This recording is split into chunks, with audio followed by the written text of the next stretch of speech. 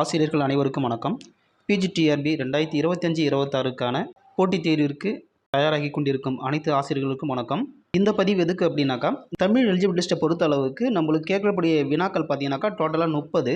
இந்த 30 வினாக்களில் 1லேருந்து 20 வரைக்கும் உள்ள வினாக்களுக்கு வந்து 2 மார்க்கு.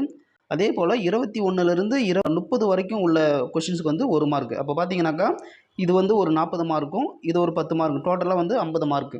இந்த 50 மார்க்கில் எலிஜிபிலிட்டி எவ்வளோ அப்படி பார்த்தீங்கன்னாக்கா 20. இந்த 30 வினாக்களில் மேக்சிமம் கேட்கப்படும் வினாக்கள் எதுலேருந்து கேட்குறாங்க அப்படின்னாக்கா இலக்கண பகுதியிலேருந்து தான் உங்களுக்கு அதிகமான வினாக்கள் வந்து கேட்கப்படுது. இதில் எதெல்லாம் வினாக்கள் வந்து இலக்கண பகுதியிலேருந்து கேட்கப்படுது அப்படி பார்த்தீங்கன்னாக்கா, ஃபர்ஸ்ட் ஒன் இந்த அகர வரிசைப்படி சொற்களை ஒழுங்குபடுத்துக அப்படி பார்க்கும்பொழுது இது வந்து நம்ம இலக்கண பகுதியில் நம்ம சேர்க்கல, அதனால் இதை விட்டுருங்க. அடுத்து பார்த்தோம் அப்படின்னாக்கா 3வது கொஸ்டின் இலக்கண பகுதி. இது ஒரு கொஸ்டின் நம்ம பார்க்குறது வந்து பிஓ எக்ஸாம். மொதல் எலிஜிபிலிட்டி டெஸ்ட் எது அப்படின்னாக்கா பிஓ எக்ஸாம் தான்.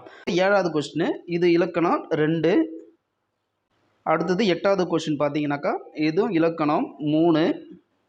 அடுத்தது 9வது கொஸ்டின் இது 4. 10வது கொஸ்டின் இது 5. 12 இது 6. 14 கொஸ்டின் பார்த்தீங்கன்னா இது 7. அடுத்தது 15 இது 8. அடுத்தது 17வது கொஸ்டின் 3ஆம் எட்டுந்தொகை 9. 26வது கொஸ்டின் பார்த்தீங்க அப்படின்னாக்கா இது ஒரு இலக்கண கொஸ்டின், ஏற்கனவே 9, இது ஒரு 10. அடுத்தது 29வது கொஸ்டின் இது ஒரு 11 கொஸ்டின். அப்போ பார்த்தீங்க அப்படின்னாக்கா ஃபஸ்ட்டு நடந்த பிஓ எக்ஸாமில் இலக்கண பகுதியில் எத்தனை கொஸ்டின் அப்படின்னாக்கா 11 கொஸ்டின்ஸ். அதாவது 30 வினாக்களில் 11 வினாக்கள் வந்து உங்களுக்கு இலக்கண பகுதி. இந்த 11 வினாக்களில் 9 வினாக்கள் வந்து 2 மார்க்கு இருக்குது. அப்போ 9 வினாக்கள் பார்த்தீங்கன்னாக்கா 9 2 18. மீதி 2 கொஷின்ஸ் வந்து உங்களுக்கு 1 மார்க்கில் இருக்குது. அப்போ பார்த்தீங்கன்னாக்கா 2 டோட்டலாக உங்களுக்கு 20 மார்க்கு. எதை மட்டும் படித்தாக்கா இலக்கண பகுதியை மட்டும் படிச்சுனாக்கா உங்களுக்கு 20 எலிஜிபிலிட்டி மார்க்கு வந்துடுது.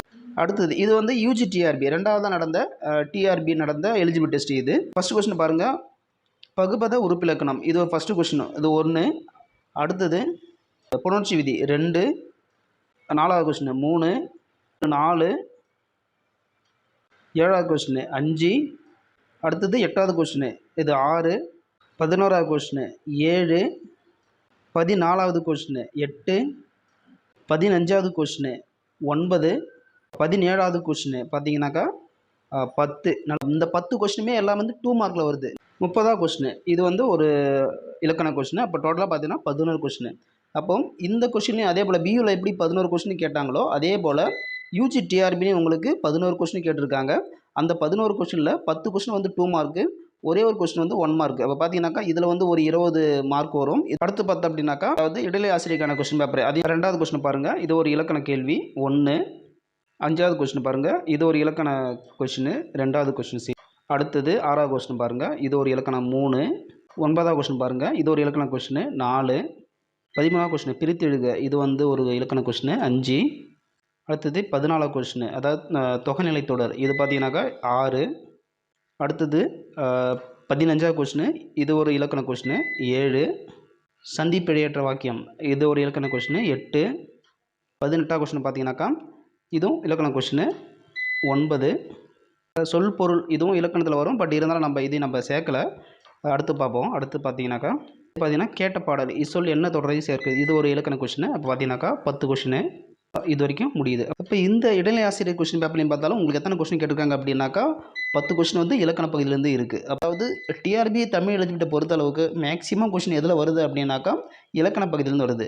பார்த்தோம் அப்படின்னாக்கா பியூ எக்ஸாமில் ஒரு 11 கொஸ்டின் வருது. அடுத்து பார்த்தோம் அப்படின்னாக்கா யூஜி டிஆர்பி பொறுத்தல அதில் ஒரு 11 கொஸ்டின் வருது.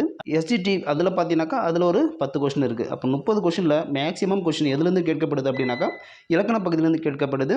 அதனால் நீங்கள் அந்த 9 இயலில் ஒரு இயல்லையும் ஒரு இலக்கண பகுதி இருக்கும். அதை நீங்கள் தெளிவாக ஒரு 9 நாளைக்கு நீங்கள் இதை கரெக்டாக ஒரு நாளைக்கு ஒரு இலக்கண பகுதி படித்தாலே ஒரு 9 நாளைக்கு இந்த தமிழ் எலிஜிபிலிட்டி இலக்கண பகுதியை முழுமையாக நீங்கள் படித்து முடிக்கலாம். இந்த பதிவு வந்து உங்களுக்கு மிகவும் பயனுள்ளதாக இருக்கும். மீண்டும் அடுத்த பதிவில் சந்திப்போம். நன்றி, வணக்கம்.